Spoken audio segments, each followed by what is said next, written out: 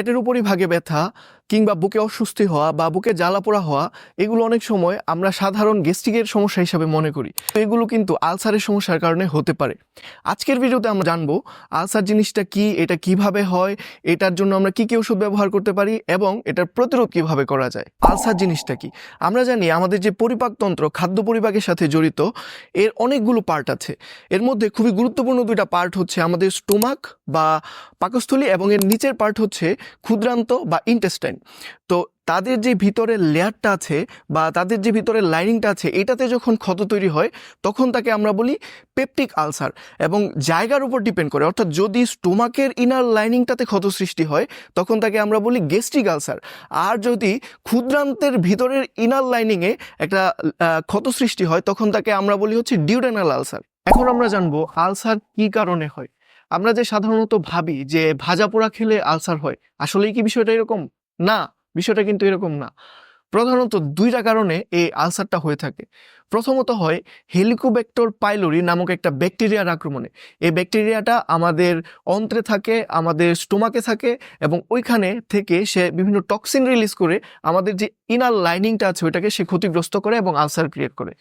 দ্বিতীয়ত যেই কারণে হতে পারে NSAID ব্যথানাশক ঔষধ দীর্ঘদিন ধরে খেলে। সাধারণত NSAID ব্যথানাশক ওষুধের মধ্যে আমরা জানি ডাইক্লোফেনাক, নেপ্রোক্সেন, কিটোরোলাক, এগুলো আমরা যদি দীর্ঘদিন ধরে খাই, 6 মাস 1 বছর দীর্ঘ সময় ধরে খেলে আমাদের পাকস্থলীর যে ইনার লাইনিংটা থাকে ওটা ক্ষতিগ্রস্ত হয়ে যায়, যার ফলে আমাদের আলসার হতে পারে। এই দুইটি হচ্ছে আমাদের প্রধান কারণ। এছাড়া কেউ যদি ধূমপান করে কিংবা হচ্ছে কেউ যদি অ্যালকোহলিক হয় তাহলে তার স্টোমাকের লাইনিংটা দুর্বল হয়ে যায়, যার কারণে এই আলসার হওয়ার সম্ভাবনাটা অনেক বেড়ে যায়। এখন আসি, আপনি কি কি লক্ষণ দেখে বুঝতে পারবেন যে আপনার আলসার হয়েছে। প্রথমত, যদি পেটের ঠিক মাঝ বরাবর উপরের দিকে ব্যথা অনুভূত হয় আপনি প্রাথমিকভাবে বুঝতে পারবেন যে এটা হয়তো আমার আলসারের কারণে হতে পারে। দ্বিতীয়ত, যদি আপনি ঘুমের মাঝখানে রাতের বেলা ঘুমাচ্ছেন, হঠাৎ করে তীব্র ব্যথায় আপনি ঘুম থেকে জেগে উঠলেন, এই সিচুয়েশনটাও ইন্ডিকেট করে আপনার আলসার হতে পারে। তৃতীয়ত, আমাদের খাবারের সাথে সম্পর্ক, অর্থাৎ খাবার খাওয়ার পরে যদি আপনি দেখেন যে আপনার পেট ব্যথাটা বেড়ে গেছে তখন আপনি বুঝবেন এটা আপনার পেপটিক আলসারের লক্ষণ হতে পারে। আর যদি খাবার খাওয়ার পর পেটের ব্যথাটা কমে যায় তখন আপনি বুঝবেন এটা ডিউডেনাল আলসার হতে পারে। চতুর্থত, যদি আপনি সারাদিন ধরে পেটের মধ্যে অস্বস্তি বোধ করেন, পেট ফুলে যায়, ফেপে যায় কিংবা বমি বমি ভাব হয়, এটাও আমাদের গ্যাস্ট্রিক আলসারের একটা লক্ষণ। আপনার ওষুধ বিষয়ে জ্ঞানকে বাড়াতে ভর্তি হতে পারেন ক্লিয়ার কনসেপ্টের অনলাইন ফার্মেসি কোর্সে। কোর্স সম্পর্কে জানতে মেসেজ দিন এই হোয়াটসঅ্যাপ নাম্বারে। এবার জানবো কিভাবে আলসার ডায়াগনোসিস করা হয়। আপনি যখন ডাক্তারের কাছে যাবেন তখন ডাক্তার আপনার হিস্ট্রি নিয়ে এবং আপনার উপসর্গগুলো অ্যানালাইসিস করে প্রথমে একটা প্রাথমিক ধারণা নেবেন যে এটা হয়তো আলসার হতে পারে। এরপরে উনি নিশ্চিত হওয়ার জন্য আপনাকে কিছু টেস্ট দিবেন, যেমন আপার এন্ডোস্কোপি দেওয়া হয় আপনার পাকস্থলীর মধ্যে কোনো ক্ষত আছে কিনা এটা নির্ণয় করার জন্য। এছাড়া এই যে ক্ষতটা স্পেসিফিক্যালি হেলিকোব্যাক্টর পাইলোরি দিয়ে হয়েছে কিনা এর জন্য কিছু ডেফিনেটিভ টেস্ট আছে, যেমন urea breath test, stool antigen test, faecal occult blood test. এই টেস্টগুলো সাধারণত করে আপনার এই আলসারটা হেলিকোব্যাক্টর পাইলোরি দিয়ে হয়েছে কিনা এটা নিশ্চিত করা হয়। এখন আসি আলসারের চিকিৎসায়। আলসারের চিকিৎসা বা ট্রিটমেন্ট কী হবে এটা ডিপেন্ড করে আসলে কী কারণে আলসারটা হয়েছে। যেমন ব্যাকটেরিয়ার কারণে যদি হয়, অর্থাৎ হেলিকোব্যাক্টর পাইলোরি ইনফেকশনের কারণে যদি হয় তাহলে ডাক্তাররা এই জায়গায় অ্যান্টিবায়োটিক সাজেস্ট করেন। অ্যান্টিবায়োটিকটা হতে পারে ক্লেরিথ্রোমাইসিন, অ্যামোক্সিসিলিন কিংবা মেট্রোনিডাজল বা তাদের কম্বিনেশন।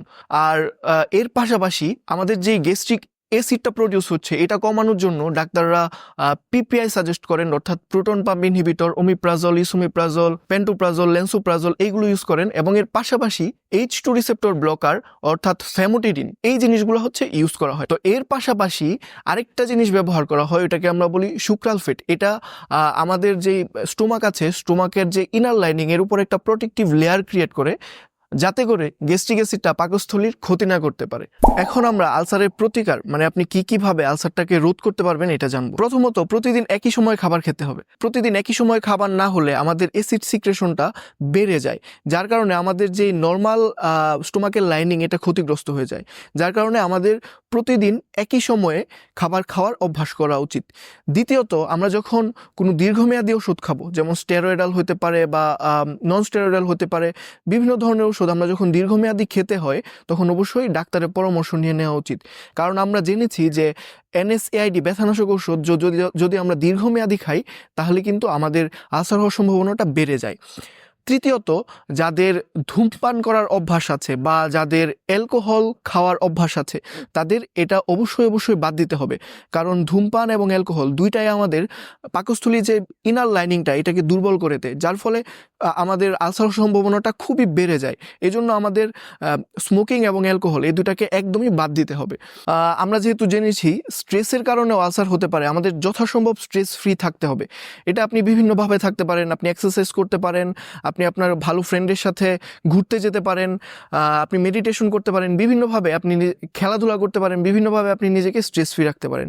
সবার সুস্থতা কামনা করে আজকের ভিডিও এখানেই শেষ করছি। দেখা হবে পরবর্তী কোনো ভিডিওতে। সবাইকে ধন্যবাদ। আল্লাহ হাফিজ।